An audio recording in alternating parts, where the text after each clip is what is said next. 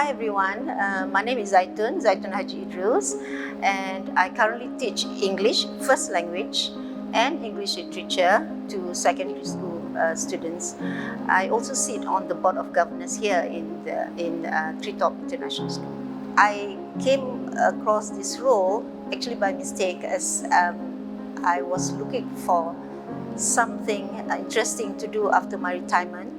I spent over 30 years in various international companies, managing corporate affairs divisions, both in Malaysia and in the UK. So when I returned, I met the founder of this school, Lord Chok Man, and he impressed me with his vision of a school that teaches children to be excellent beyond academics, okay? Because we are, at the moment, we are so focused on academics, A's in every subject, that we forget that these children are our citizens of tomorrow, and what they need are really not just life skills, but to be better individuals. They should learn how to manage challenges in the digital world, and there are also some children who had some differences in learning abilities, and Chok Man had this idea of an inclusive school that where these children can be educated and can learn beside their normal peers. And I was very, very impressed, and of course I agreed to come on board, and with a small team of like-minded individuals, very enthusiastic, we set about work related to registering the school as a learning education entity. It took us nearly, in fact, over 2 years to get the proper approvals from the authorities. But once the school was set up, I wanted to be part of the school and see how it can grow, whether it will realize those dreams that we had in the beginning. And when Chok Man came and asked me whether I would consider teaching English, and I said, why not? I was running training programs for management executives, and maybe teaching children would be something, another milestone for me.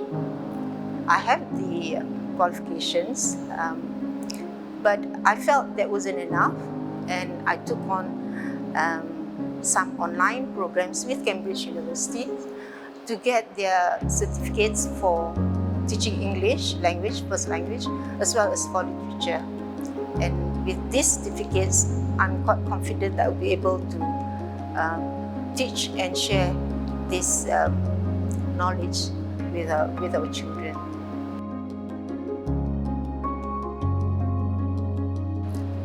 As some of you may know, English is no longer the top of the list in terms of most spoken languages today. Mandarin has actually taken over that spot.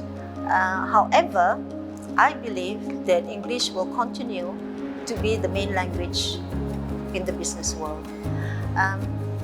And I am quite concerned with the decreasing, or rather the lack of interest among our children in reading books, because I'm a bookworm myself, and I had excellent English teachers when I was growing up, and those lessons really stuck in my mind today.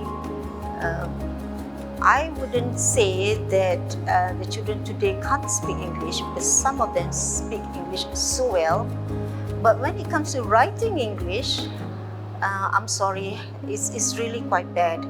We have seen several on social media, several errors in, quite silly errors in spelling, and that is just because of attitude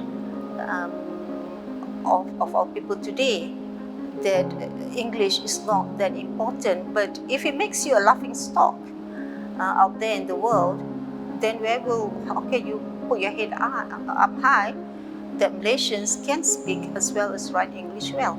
In terms of reading, I noticed that children today, because of their obsession with devices, computers, iPads, smartphones, these are exciting. They're exciting games on these devices, and reading a book is sort of very nerdy and not as exciting, is it? But honestly, if you have picked up the habit when you're young, I started picking up that habit from, I went to a convent school, and the nuns were always making us read, naughty books and enlightened books. And from there, I developed that love and habit of reading until today, even though I do love computer games and iPads. I can't live without my iPad or my devices, but that reading and writing journals and never left me even until today. But I noticed that children of today, unless you specifically make them read and write languages, they just don't think it's important enough for them. So I'm very concerned about this, and this is what I'm hoping to change the mindsets of our children, of my students who are in my class today.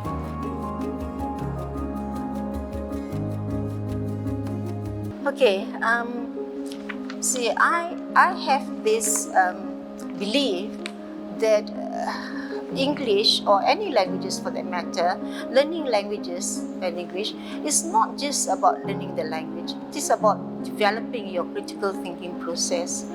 When you read books, for example, Charles Dickens, in class, when I select passages, and these are very carefully selected passages from Charles Dickens or from Charlotte Bronte, it's all carefully selected so that I would be able to share my knowledge about that period, about that country, about that environment that the writers live. And it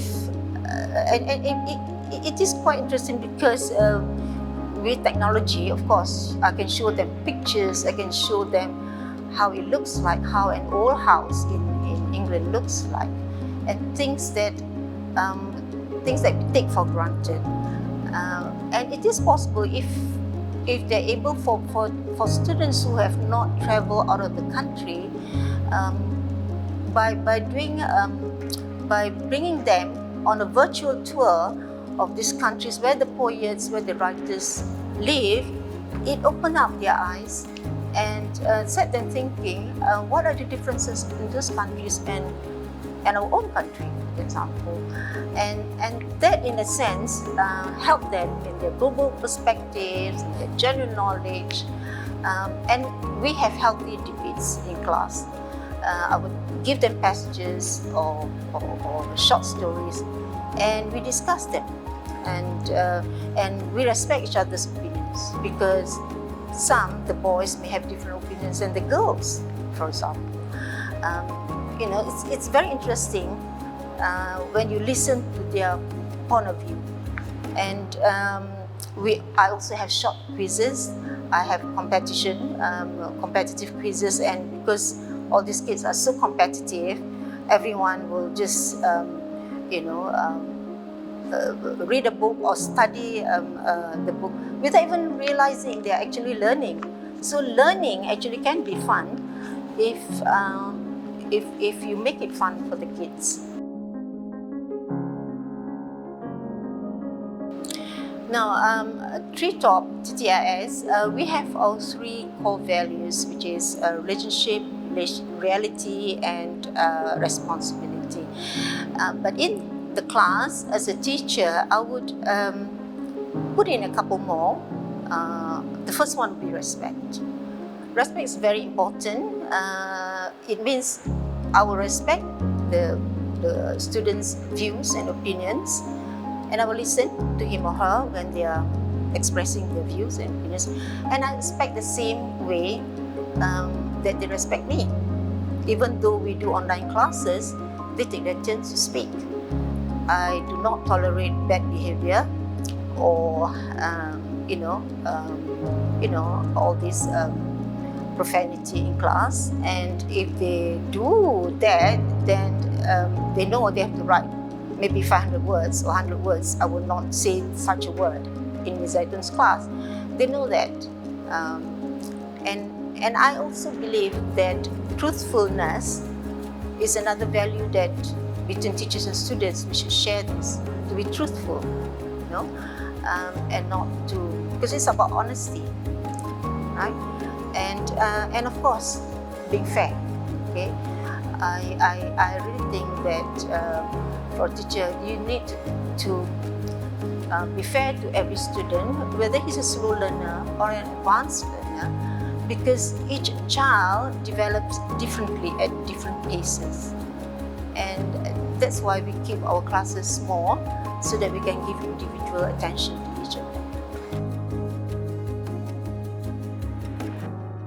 Okay, I must say that we have a lot of laughter in my class. And some of my students come from different backgrounds and different schools. Some come from Chinese language schools, and it's when they come to you at year 7, which is about Form 1 in the Kebangsaan schools, they can hardly write a proper English sentence. But by the time they get to year 9, to see them learning in a fun environment, that's the best thing for a teacher to see. And I really have a couple of examples of students who came to me about year 7 or year 8, and he's brilliant. He's really very, very intelligent, but English is something that he was struggling with. But he focuses and he loves the lessons, and today he's an A student. He was graded A recently, and I think I was more pleased than him actually, and it is so rewarding. So I say that if you have the right attitude, anything is possible. I remembered when I was still in school, I had 2 teachers, the names of which I still remember: the late Ms Tambiraja, who taught me in primary school English, and Mr Choi Kim Fo, the late Mr Choi Kim Fo, who taught me from Form 3 up to Form 5 before I moved on to boarding school for Form 6. And you see, these 2 are my English teachers, and I love having them as my teachers, because all the things that they've taught me, and they are the ones who nurtured the love of reading, the love of exploring words, that adventure when you read a book. And until today, I remember them. I remember their names. I remember their faces, how they look like. And I would love to be remembered that way by my students. I hope so.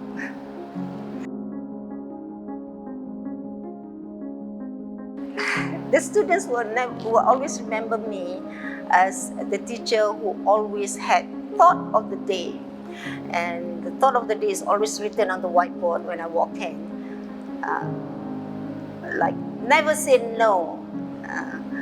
Never say I cannot do it. It should be I can do it, or I will try to do it. Or there's no such thing as you can't do it, and they know that. And if anything, I hope they remember those words until adulthood. Yeah. Hi everyone. I hope you enjoy my sharing, and we'll see you in the next episode.